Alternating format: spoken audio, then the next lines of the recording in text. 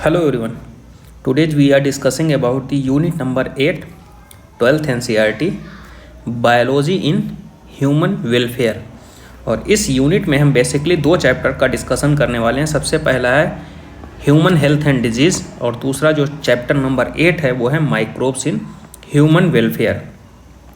तो यहाँ पे हमने पहले से बता रखा है कि जैसे ही किसी भी यूनिट की स्टार्टिंग करेंगे तो उसमें एक बायोग्राफी को हम यहाँ पे डिस्कस करेंगे। तो इसमें जिस बायोग्राफी का डिस्कशन करेंगे वो है MS Swaminathan, father of green revolution.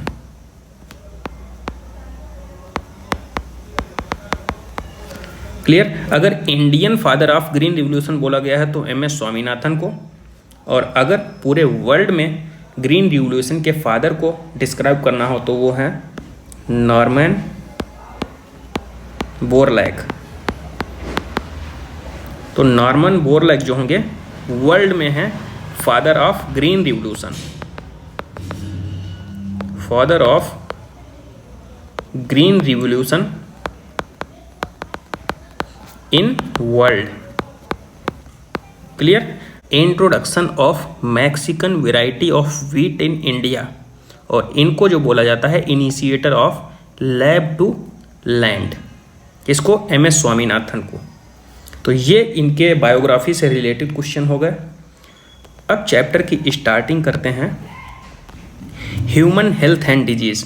और ह्यूमन हेल्थ एंड डिजीज़ को स्टार्टिंग करने से पहले बता दे रहे हैं कि इसमें कुछ स्पेसिफिक टॉपिक का डिस्कशन करेंगे। तो सबसे पहले डिस्कशन करेंगे हम कॉमन डिजीज़ इन ह्यूमन, दूसरा है इम्यूनिटी, थर्ड है एड्स, फोर्थ टॉपिक है कैंसर, एंड जो लास्ट टॉपिक रहेगा इसमें हमारा वो है drugs and alcohol abuse. William Harvey scientist, इन्होंने ब्लड सर्कुलेटरी सिस्टम की डिस्कवरी की थी, डिस्प्रूव किया था, disprove the good humour hypothesis of the health.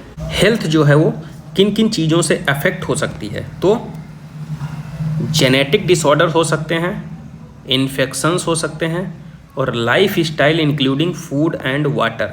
इन सब चीज़ों से क्या है हमारी हेल्थ जो है वो एडवर्सली अफेक्ट हो सकती है। हेल्थ का ये मीनिंग नहीं हो सकता है कि अब्सेंस ऑफ डिजीज़। अगर किसी पर्सन में डिजीज़ अब्सेंट है तो ये नहीं बोल सकते हैं कि वो हेल्दी है। कंप्लीटली हेल्दी होने के लिए क्या होना चाहिए, physical, mental and social well being होना चाहिए पर्सन, तभी बोलेंगे कि पर्सन जो है कंप्लीटली हेल्दी है।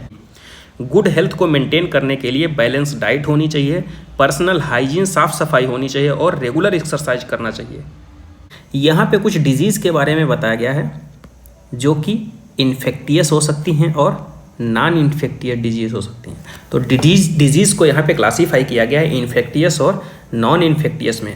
इन्फेक्टियस मतलब जो इजीली स्प्रेड आउट हो सकती हैं उनको बोल दिया गया है इन्फेक्टियस डिजीज़, और जिनमें इन्फेक्शन नहीं हो सकता है, इजीली स्प्रेड आउट नहीं हो सकती हैं पर्सन टू पर्सन, तो उनको बोला जाएगा नॉन इन्फेक्टियस डिजीज़। देखो क्या लिखा है, easily transmitted from one person to another, तो क्या बोलेंगे infectious disease.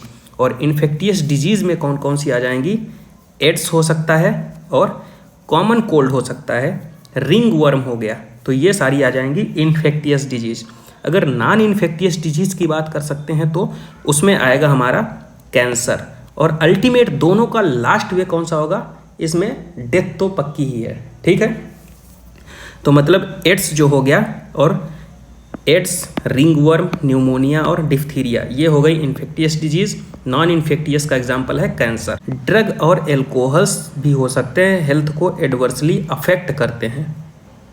Common disease in humans की बात करते हैं तो कुछ पैथोजेंस होते हैं, जैसे bacteria, virus, fungi, protozoans, helminths हो सकते हैं। ये पैथोजन होते हैं जो डिजीज़ को कॉज करते हैं। ये हमें नेकेड आई से नहीं दिखते हैं। साल्मोनेला टाइफी, साल्मोनेला टाइफी जो बैक्टीरिया है, पैथोजेनिक बैक्टीरिया, वो कॉज क्या करता है, टाइफाइड फीवर।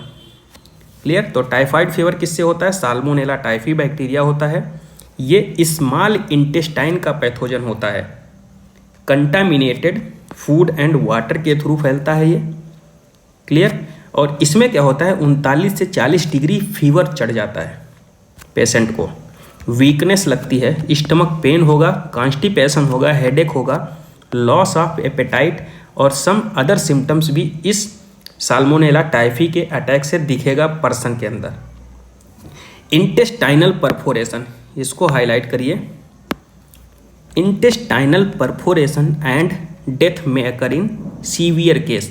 अगर सीवियर इन्फेक्शन हो गया ना साल्मोनेला टाइफी का टाइफाइड में, तो इंटेस्टाइन में परफोरेशन हो जाएगा, छेद हो जाएंगे और उसकी वजह से क्या होगी, पेशेंट की डेथ हो सकती है।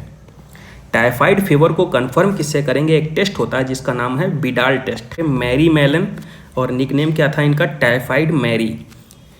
ये जो थी प्रोफेशनल से क्या थी, एक कुक थी, ठीक है। इनके थ्रू जो है अपनी सोसाइटी में टाइफाइड को स्प्रेड आउट किया गया।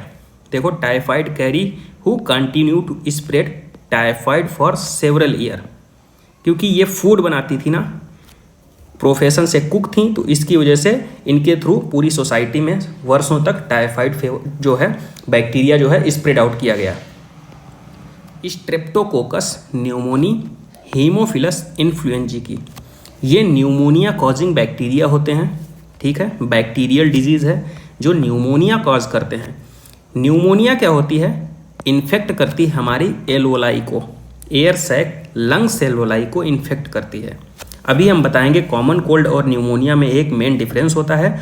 कॉमन कोल्ड जो होता है वो पैथवे को इन्फेक्ट करता है बट लंग्स को इन्फेक्ट नहीं करता है, लेकिन न्यूमोनिया जो होता है वो लंग्स एल्वोलाई को इन्फेक्ट करता है। क्लियर। और देखो क्या कह रहा है यहाँ पे, the alveoli get filled with fluid leading to the severe problem in the respiration. Fluid भर जाता है एल्वोलाई के अंदर। इसके सिम्टम्स कौन कौन से हो सकते हैं, fever, chill, cough and headache. In the severe case जो लिप्स होंगे, फिंगर नेल्स होंगे, वो ग्रे कलर से ब्लू कलर में चेंज हो जाएंगे। अगर हमारे लिप्स और नेल्स का colour grey colour, basically grey colour होता है, और अगर ब्लू कलर में चेंज हो रहे हैं, तो ये न्यूमोनिया का सीवियर केस में सिम्टम होता है। क्लियर। और फैलता कैसे, inhaling the droplets aerosols releasing bye the infected person. जैसे कोई पर्सन जो है छींक रहा है, तो जो इन्फेक्टेड ड्रॉपलेट्स होती हैं वो स्प्रेड आउट हो जाती हैं इन्वायरमेंट में, तो वो जैसे नॉर्मल हेल्दी पर्सन तक पहुंचती हैं तो इन्फेक्शन फैल जाएगा, ठीक है। इसीलिए इसको हमने रखा था इन्फेक्टियस डिजीज के अंदर भी। Dysentery, plague, diphtheria are the some of the other bacterial disease. तो डिसेंट्री, प्लेग हो गया, डिफ्थीरिया हो गया, ये अदर बैक्टीरियल डिजीज भी होती हैं। तो कॉमन कोल्ड का इन्फेक्शन वायरस के थ्रू होता है और वायरस का नाम क्या है, rhino virus. Most infectious human elements common cold. कहाँ इन्फेक्शन करता है ये, infect the nose and the respiratory passage but not lungs. Lungs में इन्फेक्शन कौन कर रहा था, न्यूमोनिया बैक्टीरिया। जो बैक्टीरिया न्यूमोनिया को कॉज कर रहे थे वो लंग्स में इन्फेक्शन कर रहे थे। कॉमन कोल्ड जो होता है characterized by the nasal congestion, discharge, sore throat, hoarseness, cough, headache और थ्रेडनेस, ये सारे सिम्टम्स हैं और 3 से 7 दिन के अंदर ये ख़त्म हो जाते हैं। इनका भी जो इन्फेक्शन होता है वो ड्रॉपलेट्स के थ्रू होता है, इन्फेक्टेड ड्रॉपलेट्स के थ्रू होगा। Clear. Transmitted through the contaminated object such as pen use करेंगे, बुक, कप, इन्फेक्टेड पर्सन की अगर पेन, बुक, कप, ठीक है, door knobs, computer, keyboards, mouse, इन सब का यूज करेंगे तो फैल जाएगा। प्रोटोजोन से होने वाली डिजीज़ वो है मलेरिया। मलेरिया में क्या होता है, प्लाज्मोडियम रिस्पॉन्सिबल होता है, एक टीनी प्रोटोजोआ होता है जो ये डिजीज़ कॉज करता है। क्लियर। प्लाज्मोडियम के बहुत सारे टाइप्स हो सकते हैं, plasmodium vivax, plasmodium malariae, plasmodium falciparum. और इसमें जो प्लाज्मोडियम फैल्सीफेरम होता है ना, ये मलिग्नेंट प्लाज्मोडियम होता है। Plasmodium falciparum most serious one and cause can even be fatal. Malignant malaria cause करने वाला कौन सा होगा, प्लाज्मोडियम फैल्सीफेरम। क्लियर। प्लाज्मोडियम जो होता है इंटर करता है ह्यूमन बॉडी में किसके थ्रू, एक स्टेज स्पोरोजॉइट, इन्फेक्टियस फॉर्म होती है प्लाज्मोडियम की जिसको बोलते हैं स्पोरोजॉइट। यार ये कैसे फैलती है, इन्फेक्टेड फीमेल एनोफ्लीज मॉस्क्यूटो के काटने के through, bite of infected female Anopheles mosquito. RBC को रैप्चर करती है, तो rupture RBC associated with release of toxin substance haemozoin. जैसे ही रैप्चर आरबीसी एसोसिएट होती है टॉक्सिक सब्सटेंस हीमोजोइन के साथ, तो हमको फीवर चढ़ना स्टार्ट हो जाता है। Clear. High fever recurring every 3 to 4 day, 3 से 4 दिन के गैप में अगर हाई फीवर आ रहा है तो हम बोल देंगे मलेरिया हुआ है। The parasite multiply with in them to sporozoite that are stored in the salivary gland of the mosquito. Mosquito की सलाइवरी ग्लैंड में स्टोर हो जाते हैं और वही मॉस्क्यूटो अगर नॉर्मल पर्सन के फिर काटेगा, बाइट करेगा, तो सलाइवरी ग्लैंड से वो इन्फेक्टियस स्टेज जो है नॉर्मल हेल्दी ह्यूमन बींग में पहुंच जाएगी। अपनी लाइफ साइकिल को कंप्लीट करने के लिए मलेरियल पैरासाइट के दो होस्ट होते हैं, एक तो ह्यूमन हो गया, दूसरा हो गया मॉस्क्यूटो। और मॉस्क्यूटो में क्या होता है, फीमेल एनोफ्लीज मॉस्क्यूटो, जो कि एक वेक्टर होती है, ट्रांसमिटिंग एजेंट, जो कि इन्फेक्टियस स्टेज को एक जगह से दूसरी जगह पर ले जाती है। यहाँ पे लाइफ साइकिल ऑफ प्लाज्मोडियम को डिस्क्राइब किया गया है। कुछ इंपॉर्टेंट पॉइंट हैं जो एग्जाम पॉइंट ऑफ व्यू से बहुत इंपॉर्टेंट हैं, वो उसका डिस्कशन हम कर ले रहे हैं। तो यहाँ पे पहले हम बता दे रहे हैं, पैरासाइट रिप्रोड्यूस करेगा एसेक्सुअल और सेक्सुअल दोनों मोड ऑफ रिप्रोडक्शन से। तो पैरासाइट जो होता है एसेक्सुअल मोड ऑफ रिप्रोडक्शन किस में करेगा, अगर एसेक्सुअल की बात करते हैं तो लीवर में करेगा, और एसेक्सुअल आरबीसी में रिप्रोड्यूस करेगा। सेक्सुअल स्टेज का डेवलपमेंट कहाँ पे होगा, आरबीसी के अंदर। तो इसमें यहाँ पे कुछ इंपॉर्टेंट पॉइंट की हम डिस्कशन कर ले रहे हैं। देखो जैसे यहाँ पे कह रहा है ये, parasite sporozoite reach to the liver cells, पहले लीवर सेल्स में पहुँच गया, फिर पैरासाइट जो होता है रिप्रोड्यूस करेगा asexually in the liver cell, parasite reproduce asexually in the RBC cells. Clear. और उसके बाद क्या है, ये सेक्सुअल स्टेज जो है गैमिटोसाइट, जिसका डेवलपमेंट कहाँ पे हो रहा है, आरबीसी स्टेज में। तो ये इंपॉर्टेंट क्वेश्चन है कि सेक्सुअल स्टेज जिसको गैमिटोसाइट बोल रहे हैं वो डेवलप कहाँ पे हो रही है, तो आरबीसी के अंदर। फीमेल मॉस्क्यूटो जो है take up the gametocyte with the blood meal, meal की तरह इसको यूज करेगी। मॉस्क्यूटो की गट में क्या होगा, फर्टिलाइजेशन एंड डेवलपमेंट का प्रोसेस होगा। क्लियर। और मैच्योर इन्फेक्टिव स्टेज जो होगी स्पोरोजाइट, वो गट से एस्केप्ड आउट हो जाएगी, माइग्रेट कहाँ पे चली जाएगी, कहाँ पे, मॉस्क्यूटो की सलाइवरी ग्लैंड में। और उसके बाद जो है मॉस्क्यूटो अगर अनदर पर्सन के बाइट करेगा तो इन्फेक्टियस स्टेज जो है नॉर्मल पर्सन के अंदर पहुंच जाएगा और उसमें इन्फेक्शन क्रिएट हो जाएगा। तो ओवरऑल यहाँ पे हमने प्लाज्मोडियम की साइकिल का डिस्कशन कर लिया है। अब जो हमारा नेक्स्ट जो है टॉपिक वो है एंट अमीबा हिस्टोलिटिका। एक प्रोटोजोन पैरासाइट होता है, कहाँ का, लार्ज इंटेस्टाइन का।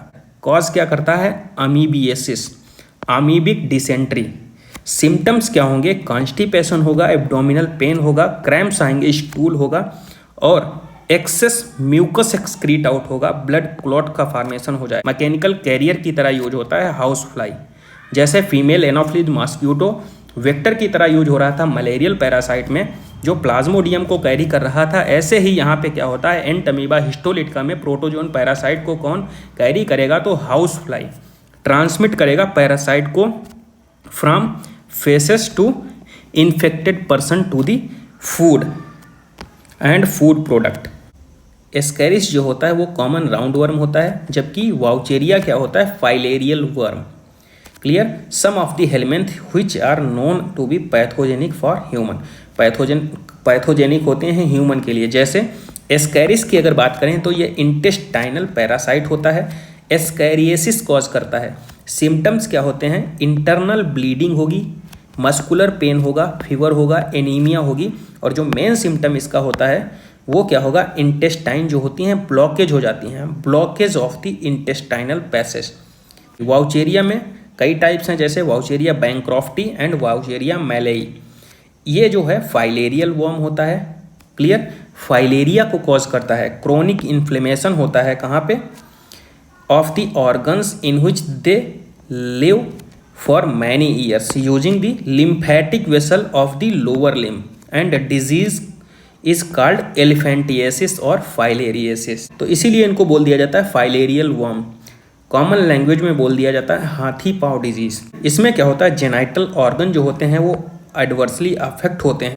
Pathogen are transmitted to healthy person bite by the female mosquito vector.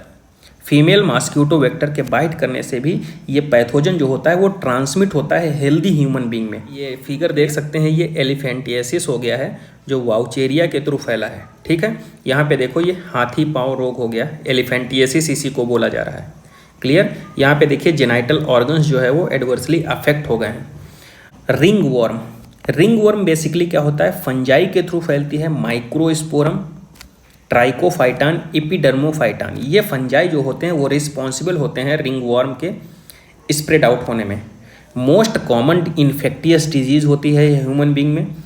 ये कैसे पहचानेंगे, देखो, dry scaly lesions on various part of the body, skin, nails and scalp main symptom होते हैं ये डिजीज़ के।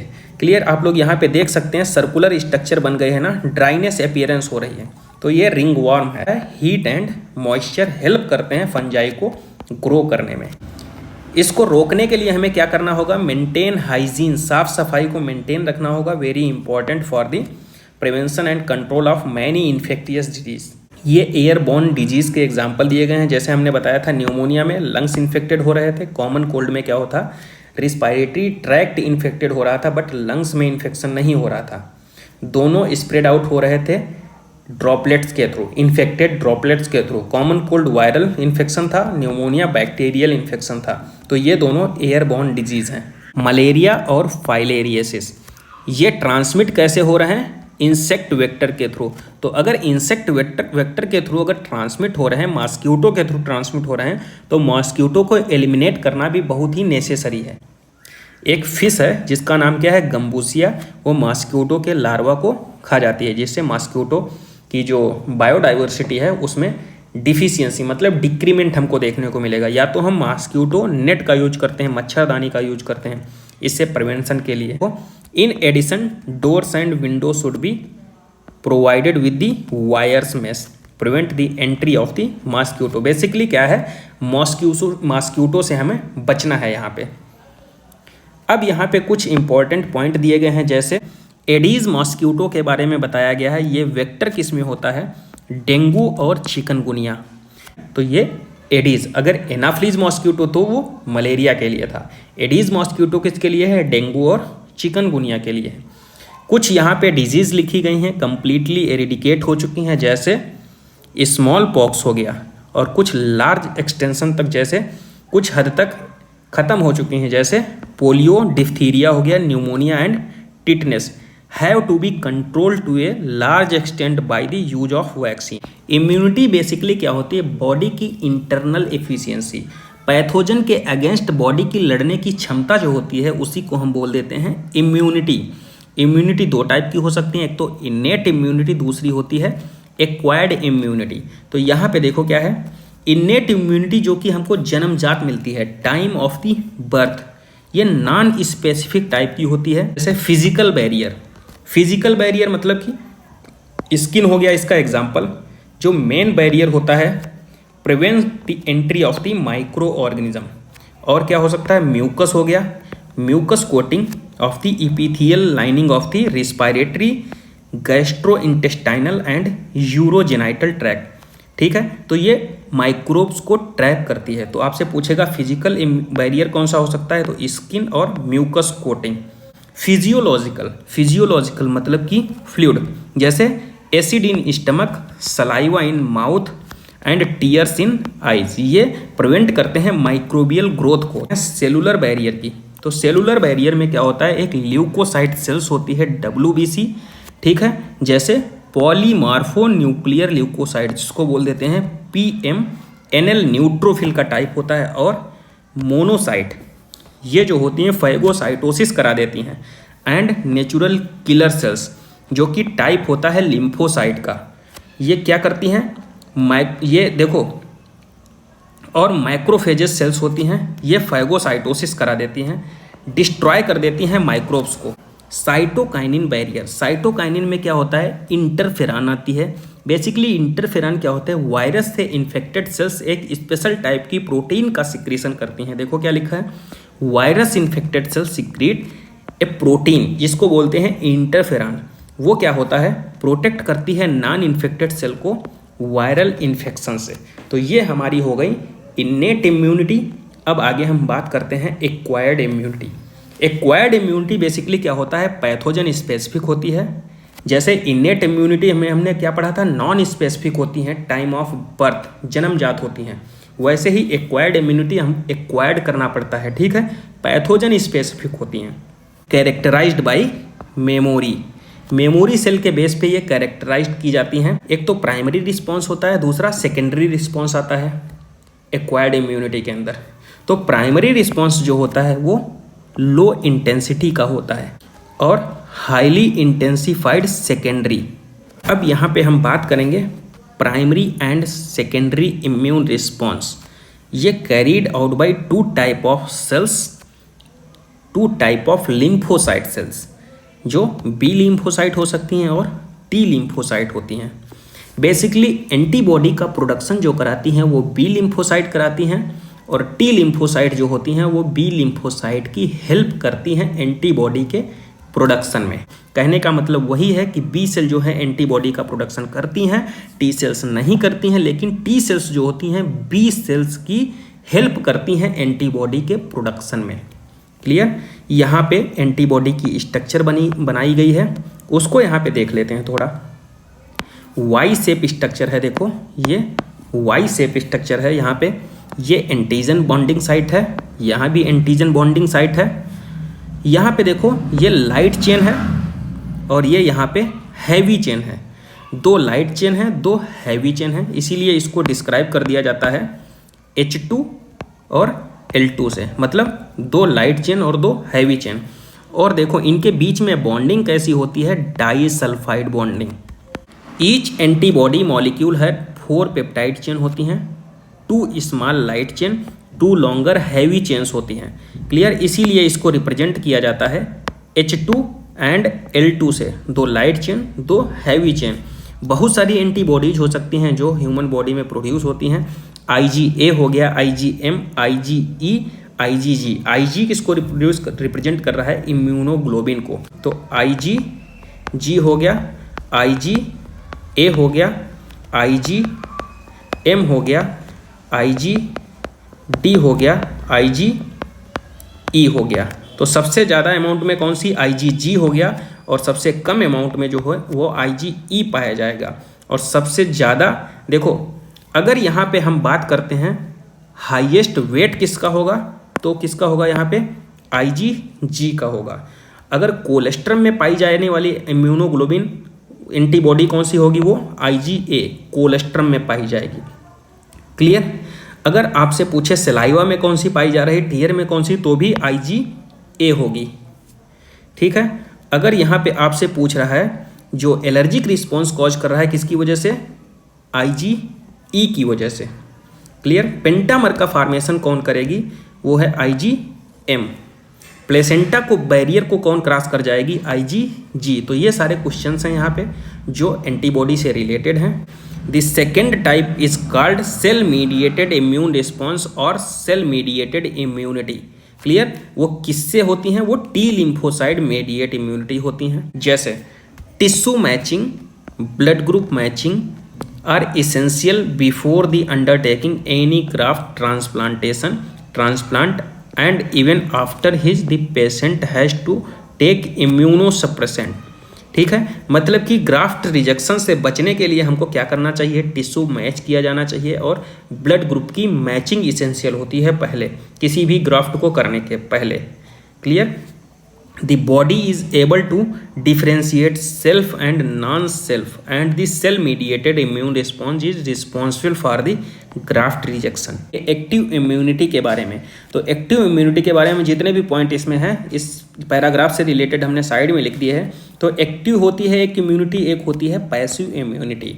एक्टिव इम्यूनिटी का फॉर्मेशन जो होता है ऑटोमेटिक होता है हमारी बॉडी के अंदर, फुल्ली इफेक्टिव होती है, फुल इफेक्टिव रिस्पॉन्स शो करता है। और देखिए स्लो होती है, फुल इफेक्टिव रिस्पॉन्स शो करता है, नेचुरल भी हो सकती हैं और आर्टिफिशियल भी हो सकती हैं। अगर यहाँ पे हम पैसिव इम्यूनिटी की बात करते हैं तो पैसिव इम्यूनिटी में क्या होता है, ये रेडीमेड एंटीबॉडी होती हैं, शॉर्ट लिव्ड होती हैं। ये जैसे रिक्वायरमेंट होगी उसी हिसाब से बार बार देनी पड़ेंगी। ठीक है? तो अगर पैसिव इम्यूनिटी की बात करते हैं तो 2 टाइप की पैसिव इम्यूनिटी हो सकती है, एक तो नेचुरल पैसिव, दूसरा आर्टिफिशियल पैसिव इम्यूनिटी। तो नेचुरल पैसिव इम्यूनिटी का जो बहुत ही इंपॉर्टेंट एग्जाम्पल वो है कोलेस्ट्रम, मदर मिल्क। जो कि पहला मिल्क होता है येलो कलर का होता है, वो होता है कौन सा, कोलेस्ट्रम, जिसमें IgA एंटीबॉडी होती है। जो IgA जो होता है वो न्यूबॉर्न बेबी के लिए बहुत ही इसेंशियल होता है। क्लियर? और अगर आर्टिफिशियल पैसिव इम्यूनिटी की बात करते हैं तो वो है एंटी टिटनेस सीरम, ATS हो गया। दूसरा एंटी वेनम जो कि स्नेक बाइट के बाद दी जाती है, और गामा ग्लोबुलिन जो होता है वो हेपेटाइटिस के अगेंस्ट दिया जाता है। तो ये हो गए आर्टिफिशियल पैसिव इम्यूनिटी। देखो एक्टिव इम्यूनिटी क्या है, फुल इफेक्टिव रिस्पॉन्स शो करता है, स्लो होता है यहाँ पे, टाइम टेकिंग, क्लियर। दूसरा पैसिव इम्यूनिटी क्या है, directly given to protect body against foreign antigen, readymade antibody होती हैं, पैसिव की बात कर रहा है। मदर मिल्क में जो कोलेस्ट्रम होता है जिसमें IgA एंटीबॉडी होता है वो नेचुरल पैसिव इम्यूनिटी का एग्जाम्पल होता है, क्लियर। तो foetus also receive some antibodies from their mother through the placenta during pregnancy. तो ये पैसिव इम्यूनिटी मतलब नेचुरल पैसिव इम्यूनिटी के एग्जाम्पल हैं। तो यहाँ पे हमारा एक्टिव एंड पैसिव इम्यूनिटी वाला टॉपिक खत्म हुआ। नेक्स्ट जो हमारा टॉपिक है वो है वैक्सीनेशन या इम्यूनाइजेशन। तो वैक्सीनेशन किस पे बेस्ड होता है, property of the memory cells of the immune system. दूसरा पॉइंट क्या है, वैक्सीन जो होती हैं जनरेट करती हैं मेमोरी सेल्स जो कि B एंड T सेल्स होती हैं। देखो क्या लिखा है, the vaccine also generate memory B and T cells that recognise the pathogen quickly, quick immune response, जो कि अभी हमने बताया है यहाँ पे, quick immune response is required as tetanus. जैसे टिटनेस हो गया तो अभी हमने बताया था आर्टिफिशियल पैसिव इम्यूनिटी प्रोवाइड की जाती है। ATS antitoxin antibody, a preparation containing antibody to the toxin, इसी को बोल देते हैं हम एंटीटॉक्सिन, स्नेक बाइट के टाइम पे दी जाती है, क्लियर। अब और एग्जांपल जैसे हैं एंटीवेनम, क्या कह रहा है यहाँ पे, पैसिव इम्यूनाइजेशन का एग्जांपल है snake bite venom. Recombinant DNA technology का यूज करके हमने हेपेटाइटिस B वैक्सीन को प्रोड्यूस किया है, किससे, यीस्ट से। तो आपसे सीधे सीधे पूछेगा हेपेटाइटिस B वैक्सीन का प्रोडक्शन किसके थ्रू होता है, तो यीस्ट से निकाली गई है रिकॉम्बिनेंट DNA टेक्नोलॉजी का यूज करके। एलर्जी बेसिकली क्या होता है, द एग्जैजरेटेड रिस्पॉन्स, मतलब कि क्विक रिस्पॉन्स होता है इम्यून सिस्टम का पैथोजन के अगेंस्ट, क्लियर। तो उसको हम बोल देते हैं एलर्जी। और जो एलर्जी कॉजिंग एजेंट होते हैं उनको हम बोल देते हैं एलर्जेंस। और ये किसकी वजह से होता है, एक इम्यूनोग्लोबिन का टाइप होता है, वो होता है IgE। देखो the antibodies produce to these are the IgE type. यहाँ पे बहुत सारे कॉमन एग्जाम्पल दिए गए हैं एलर्जेंस के, जैसे कि डस्ट हो गया, पॉलन हो गया, एनिमल डेंडर हो गया, क्लियर। सिम्टम्स क्या हो सकते हैं एलर्जी के, जैसे स्नीजिंग हो गया, watery eyes, running nose, difficulty in breathing, ये कॉमन सिम्टम्स हो गए। एलर्जी के टाइम पे कुछ इसेंशियल कुछ केमिकल्स का रिलीज होना होता है, जैसे हिस्टामिन हो गया, सीरोटोनिन हो गया, ये कहाँ से रिलीज होते हैं, मास्ट सेल से, क्लियर। तो ये केमिकल्स हो गए। और देखो अगर हमें एलर्जी के सिम्टम्स को कम करना हो तो कुछ मेडिकेशंस हैं हमारे पास, जैसे एंटीहिस्टामिन हो गया, एड्रेनालिन हो गया और स्टेरॉइड्स हो गया, ये एलर्जी के सिम्टम्स को रिड्यूस कर देते हैं। अस्थमा हो गया, यहाँ पे अस्थमा सेंसिटिव टू इन्वायरमेंट। और एक और एग्जाम्पल है जैसे हे फीवर, अस्थमा और हे फीवर हो गया, ये एलर्जी का एग्जाम्पल है।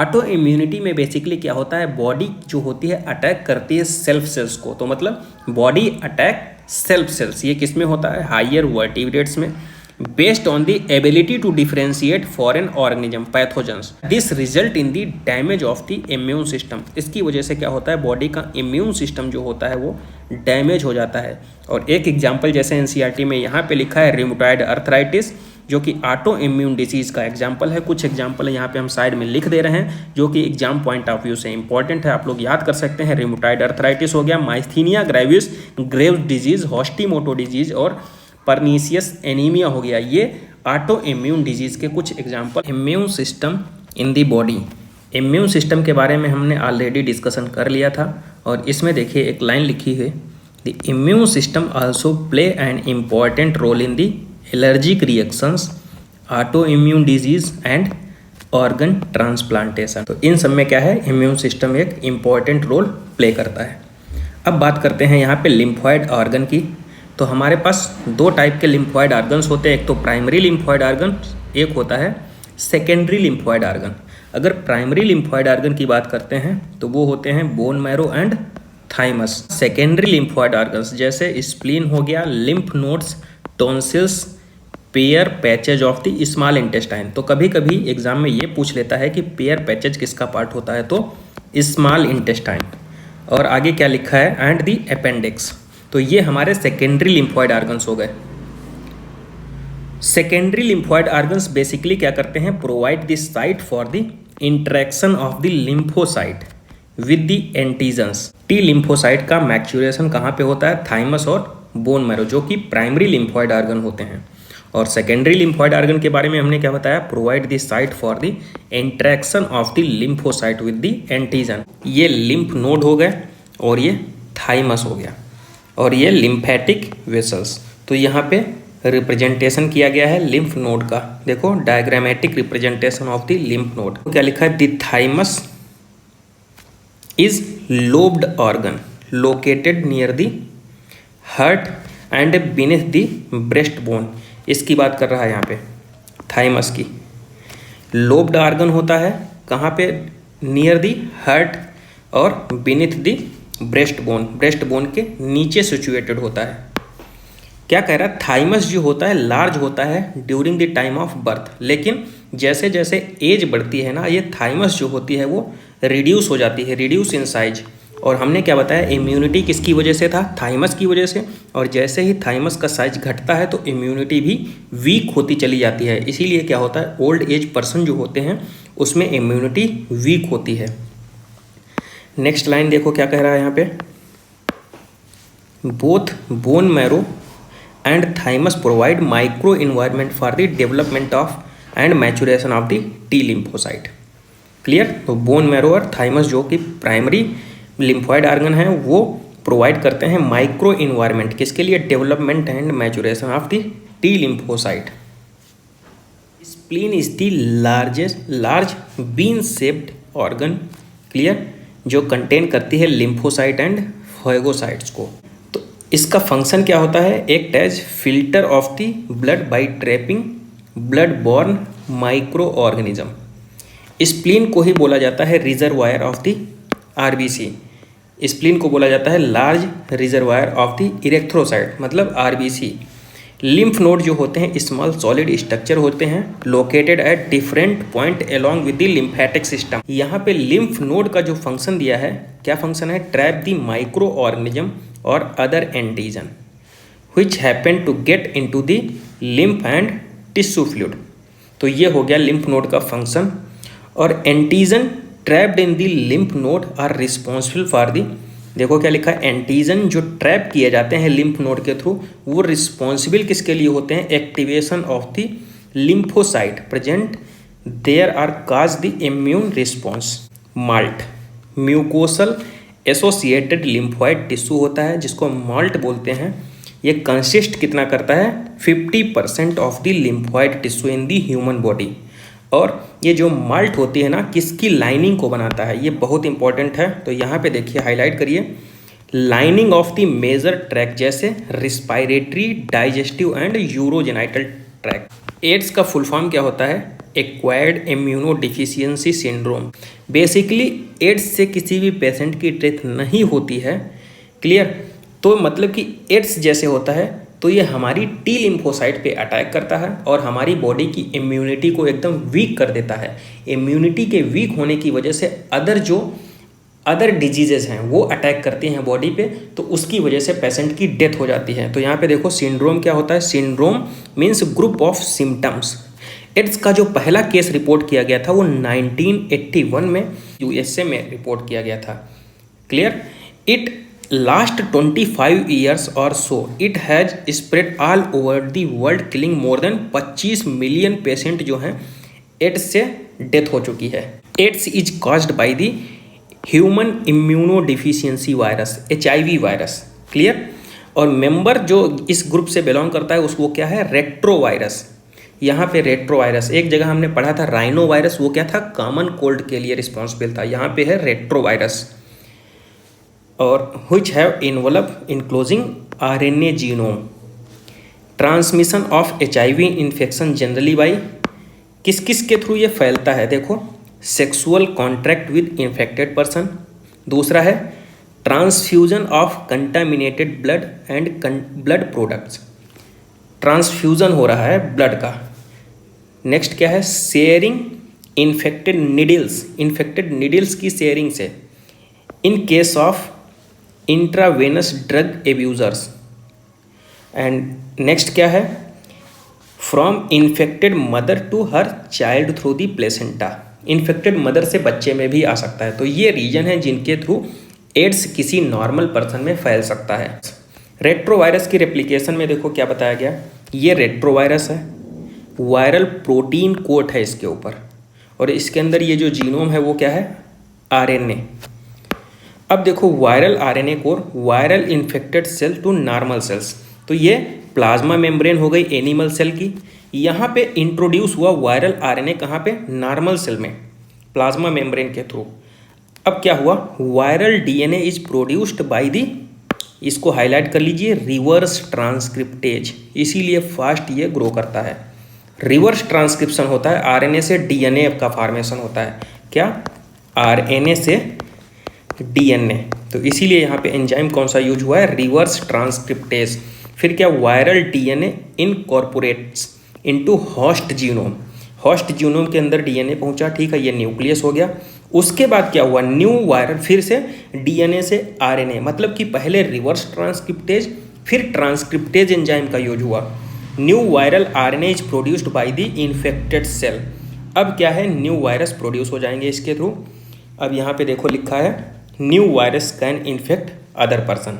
तो यहाँ पे पहले क्या होता है, reverse transcription and then transcription का process is not spread by the touch और फिजिकल कॉन्टैक्ट। फिजिकल टच से एचआईवी का इन्फेक्शन नहीं होता है, ओनली थ्रू बॉडी फ्लूइड। जब बॉडी की फ्लूइड की मिक्सिंग होती है तभी एचआईवी स्प्रेड आउट हो सकता है, फिजिकल टच से एचआईवी फैल नहीं सकता है। इसका जो इंक्यूबेशन पीरियड होता है, जब जैसे पैथोजन ने अटैक किया बॉडी पे और सिम्टम दिखने तक का जो टाइम होता है वो 5 से 10 साल होता है। इसीलिए अर्ली डिटेक्शन के लिए टेक्निक हमने पढ़ाई थी, पीसीआर हो गया, एलाइजा हो गया, ये सब, तो उनके थ्रू इसके सिम्टम को पहचाना जाता है। The virus enter into macrophages where RNA genome of the virus replicate to form viral DNA with the help of the enzyme, कौन सा बताया था, रिवर्स ट्रांसक्रिप्टेज। क्लियर, जहाँ पे डीएनए आरएनए से डीएनए का फॉर्मेशन हो रहा था, तो एंजाइम कौन सा, रिवर्स ट्रांसक्रिप्टेज लग रहा था। उसके बाद देखो क्या लिखा है, HIV इंटर्स into the helper T lymphocyte, जिनको टीएच सेल्स बोलते हैं, replicate and produce progeny viruses. ये प्रोजेनी वायरस देखो, the progeny virus release in the blood attack किस पे करते हैं, हेल्पर टी सेल्स पे, जो इम्यूनिटी प्रोवाइड करते हैं। इसकी वजह से क्या होता है, number of the T lymphocyte in the body of the infected person decrease कर जाता है, और जिसकी वजह से क्या होता है, person suffer from bots of favour, diarrhoea and weight loss. Ads patient के लिए कुछ डायग्नोसिस टेस्ट होते हैं, जैसे एंजाइम लिंक्ड इम्यूनोसार्बेंट ऐसे, एलाइजा बोलते हैं इसको, ये डायग्नोसिस टेस्ट होता है। इसके लिए हमने बताया था कन्फर्मेटरी टेस्ट होता है वेस्टर्न ब्लॉट, और एक रूटीन टेस्ट होता है वो होता है पीसीआर। तो यहाँ पे डायग्नोसिस टेस्ट का डिस्कशन किया गया है। तो डायग्नोसिस टेस्ट जो एड्स के लिए होता है वो कौन सा होता है, ELISA. Treatment of the AIDS with the anti retroviral drugs, ये क्या करती हैं, पार्शली इफेक्टिव होती हैं, बीमारी को पूरी तरीके से ख़त्म नहीं कर सकती हैं। Clear, can not prevent death. और क्या करती हैं ये, only prolong the life of the patient. तो यहाँ पे ये हो गया एड्स के बारे में। प्रिवेंशन ऑफ एड्स, प्रिवेंशन ही बेस्ट ऑप्शन है क्योंकि इसका कोई क्योर नहीं है। कुछ गवर्नमेंट बॉडी हो गई, कुछ नॉन गवर्नमेंटल ऑर्गेनाइजेशन हो गए, जैसे नेशनल एड्स कंट्रोल ऑर्गेनाइजेशन नैको बोलते हैं, और नॉन गवर्नमेंटल ऑर्गेनाइजेशन एनजीओज बोलते हैं। ये एजुकेट कर रहे हैं पीपल को एड्स के बारे में। Clear, WHO has started a number of programme to prevent the spreading of HIV infection.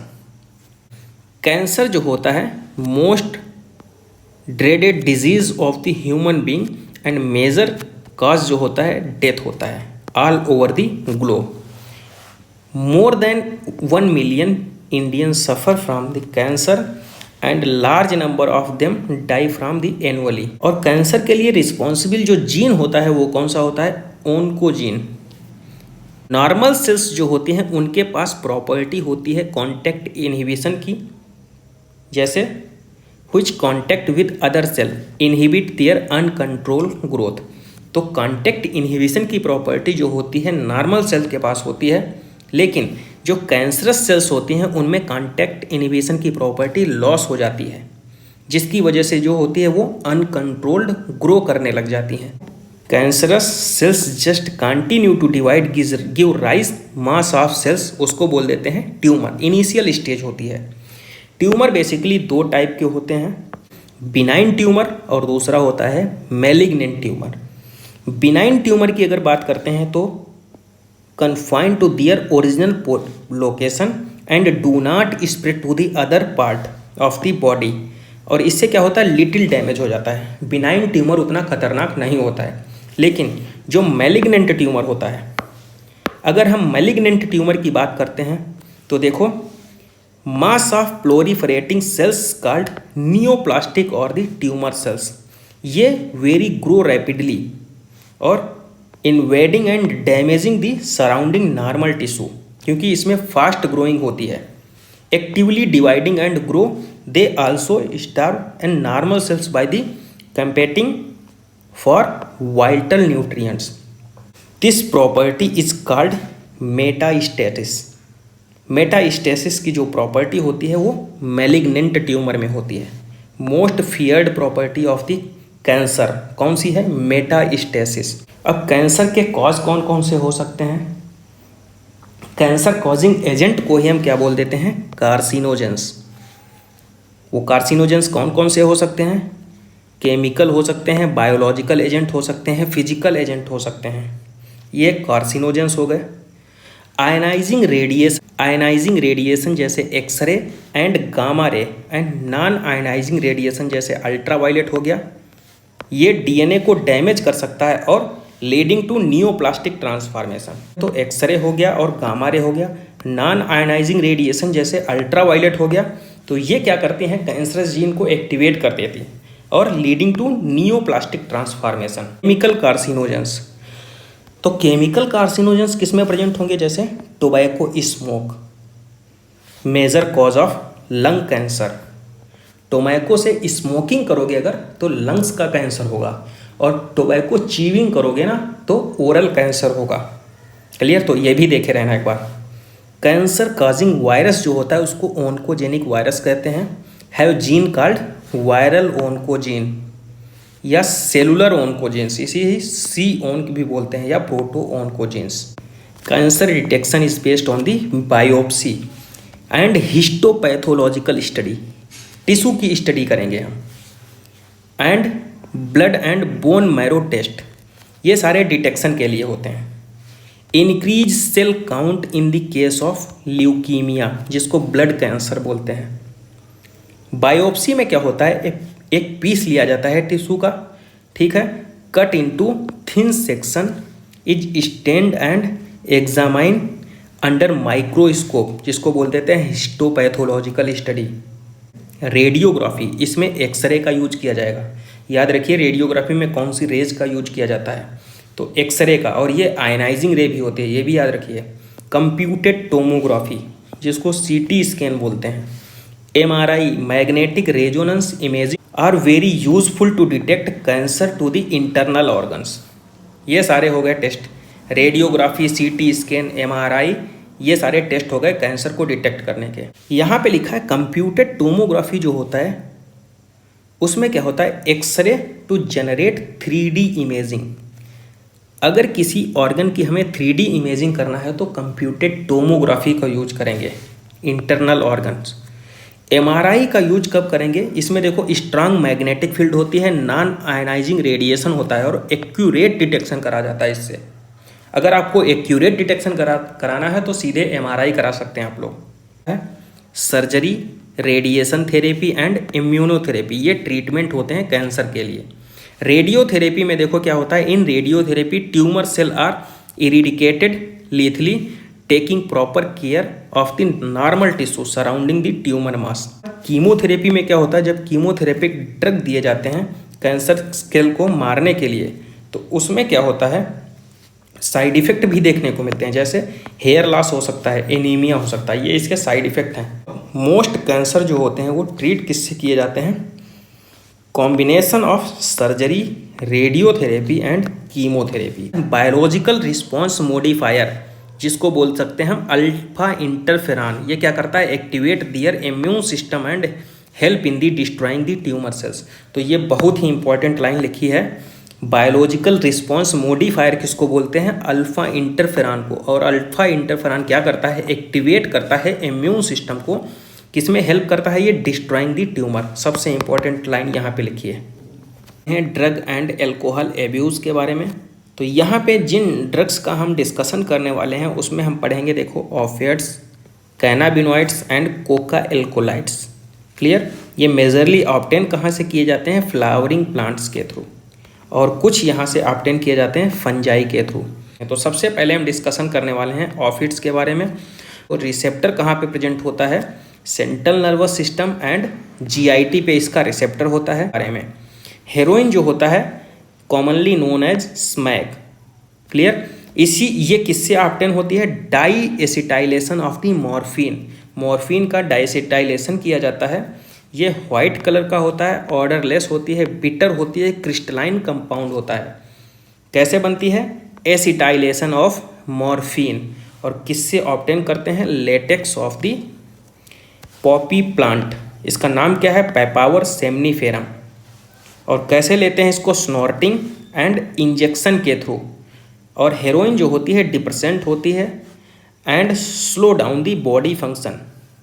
तो ये हो गया हमारा हेरोइन के बारे में। साइड में हमने लिख दिया है रिसेप्टर्स कहाँ होते हैं, जीआईटी और सीएनएस पे। हेरोइन को ही बोला जाता है स्मैक।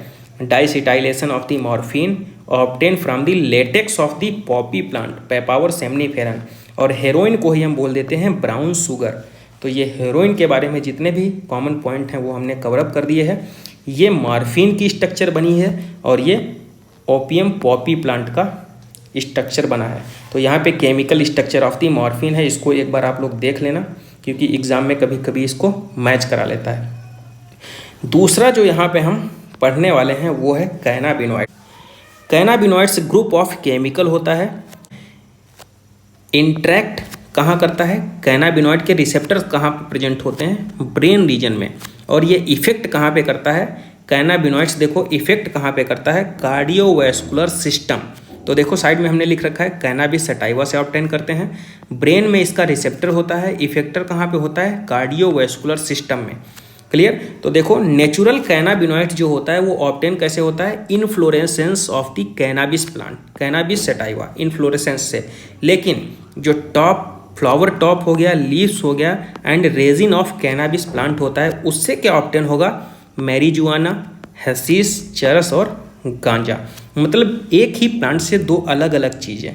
जैसे नेचुरल कैनाबिनॉइड्स ऑब्टेन होता है inflorescence of the plant, cannabis sativa, और floral top, leaves and resin of the cannabis plant से क्या ऑब्टेन होगा, मैरिजुआना, हैशिश एंड चरस और गांजा। ये सब इसको कैसे हम लेंगे, इनहेलेशन और ओरल इंजेक्शन। लिखा है कार्डियोवैस्कुलर सिस्टम पे इसका इफेक्टर पॉइंट होता है। तो यहाँ पे ये देखो कैनाबिस सटाइवा की लीव्स बनी है और ये इसकी skeletal structure of the cannabinoid molecule. Alkaloid की, कोका एल्कोलाइड कोकीन को ही बोला जाता है। ये कोका प्लांट इरेक्थ्रोजाइलम कोका से ऑब्टेन किया जाता है। ये नेटिव प्लांट कहाँ का है, साउथ अमेरिका का। ये किसके साथ इंटरफेयर करता है, with transport of the neurotransmitter dopamine के साथ इंटरफेयर करता है। कोकीन कॉमनली कॉल्ड कोक और क्रैक इज यूजुअली स्नॉर्टेड, सूंघ करके इसको लिया जाता है। स्टिमुलेट किसको करता है, central nervous system of the body को, और यूफोरिया प्रोड्यूस करता है, हैलुसिनेशंस लगता है, बॉडी की एनर्जी को इंक्रीज कर देता है। एक्सेसिव अगर डोज ले लिया कोकीन का तो ये हैलुसिनेशन कर देता है, विभ्रामक, हमने बताया ना अभी। और हैलुसिनोजेनिक प्रॉपर्टी और भी प्लांट्स में है, जैसे यहाँ पे दिखा है other known plants with hallucinogenic property, जैसे एट्रोपा बेलाडोना हो गया, धतूरा हो गया।